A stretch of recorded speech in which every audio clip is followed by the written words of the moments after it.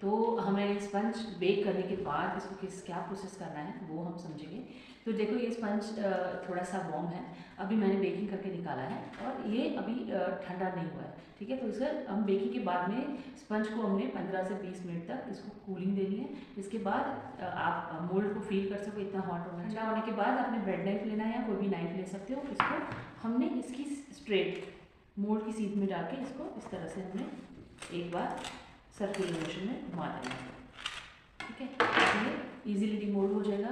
देखो इस तरह से आपके सामने कर रही हूँ मैं, ठीक है। अब डिमोल्ड हो गया, उसके बाद में हमने इसको कैसे रखना है, तो हमने इसको इस तरह से रखना है सामने की साइड, ठीक है। और वायर रैक पे रखना है। ये है वायर रैक, हर एक ओटीजी में ये वायर रैक प्रोवाइडेड होता है।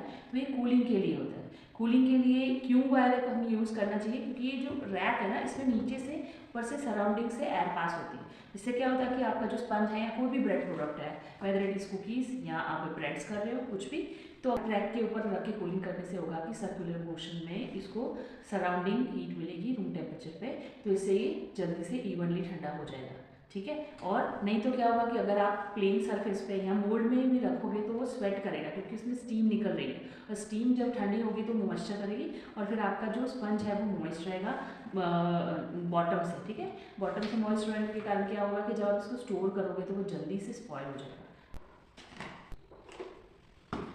ये देखिए, ऐसे क्रिस्पी कुकीज़ बनाना चाहते हो तो सबसे पहला की इंग्रेडिएंट है बटर, ठीक है। बटर को समझते हैं सबसे पहले। तो बटर जो भी फैट लोगे आप, ठीक है, आप अगर अमूल का बटर लेते हो, वाइट बटर लेते हो, या आप घर का बना बटर लेते हो, ठीक है, तो बनाने के लिए बटर बिल्कुल ठंडा होना चाहिए बट और सॉफ्ट होना चाहिए, ठीक है। तो जो हमने फ्रिज में बटर रखा है, तुरंत ही बटर को निकाल के हमें क्रीमिंग में यूज़ नहीं करना है कुकी बनाने के लिए। सबसे पहले इसको आप अराउंड 15-20 मिनट तक आप रूम टेम्परेचर पे रख दो और उसके बाद में आपने इसको क्रीमिंग में यूज़ करना है। तो बेसिकली कुकीज़ बनाने के लिए हम बटर और शुगर को क्रीम करते हैं। अगर ब्राउन शुगर है, कैस्टर शुगर है, that depends on the recipe. तो बटर का टेक्सचर कैसे होना चाहिए, तो लेट्स सी। अभी ये मैंने रूम टेम्परेचर पे रखा हुआ है बटर, तो देखो एकदम सॉफ्ट है, ठीक है। मेल्टेड नहीं होना चाहिए, क्योंकि कुकी में बनाने के लिए हमें बटर जो है वो सॉफ्ट और कोल्ड चाहिए। और ये देखिए इसका टेम्परेचर और इसका टेक्सचर देखिए, ठीक है, इस तरह का कि आप स्प्रेडेबल हो, इतना होना चाहिए इसका। मोल्ड को हमें कैसे ग्रीस करना है, कैसे प्रिपेयर करना है केक मेकिंग के लिए, ठीक है। अगर हमें बैटर को पोर करना है तो इससे पहले मोल्ड को हमें प्रिपेयर करना पड़ता है। उसके लिए हम क्या करेंगे, हम पेपर का भी यूज़ कर सकते हैं, मतलब कि पार्चमेंट पेपर यूज़ कर सकते हैं। अगर नहीं तो आपके पास ऑप्शन है, अगर आपके पास बटर है, मेल्टेड बटर, ठीक है, तो बटर को आपने हल्का सा इसमें अप्लाई कर लेना है। जहाँ तक केक हाफ तक फिल होना है तो हाफ तक आप उसको अप्लाई कर लो इस तरह से, ठीक है। ये अप्लाई हो गया। करने के बाद मैंने यहाँ पे लिया रिफाइंड फ्लावर। रिफाइंड फ्लावर को आप थोड़ा सा लेना है, 1 टेबल स्पून जितना लेके आपको इसको डस्ट कर लेना है। इसमें डाल के इस तरह से आप करोगे तो बटर में पूरा स्प्रेड हो जाएगा और स्टिक हो जाएगा। तो इससे क्या होगा कि आपका मोल्ड है वो बहुत इजीली तैयार हो जाएगा स्पंज बनाने के लिए या ड्राई केक बनाने के लिए, ठीक है। तो इस तरह से देखो मैंने अप्लाई कर लिया। जो एक्सेस फ्लावर है वो हम रिमूव कर लेंगे,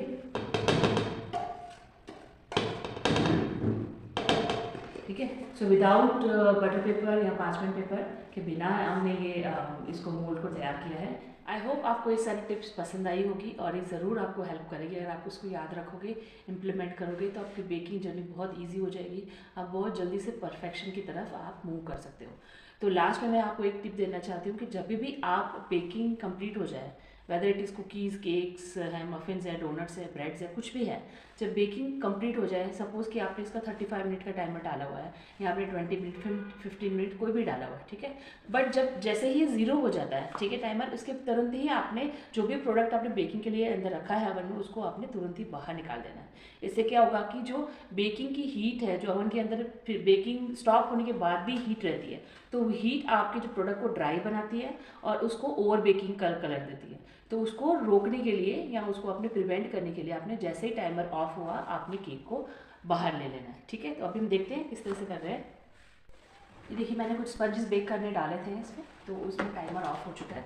तो अब मैं इसको तुरंत ही बाहर निकालूंगी, ठीक है। मैं तुरंत ही बाहर निकालूंगी तो ये बिल्कुल परफेक्ट रहेगा। इससे ओवर कर्लिंग भी नहीं होगी और ये ड्राई भी नहीं होगी।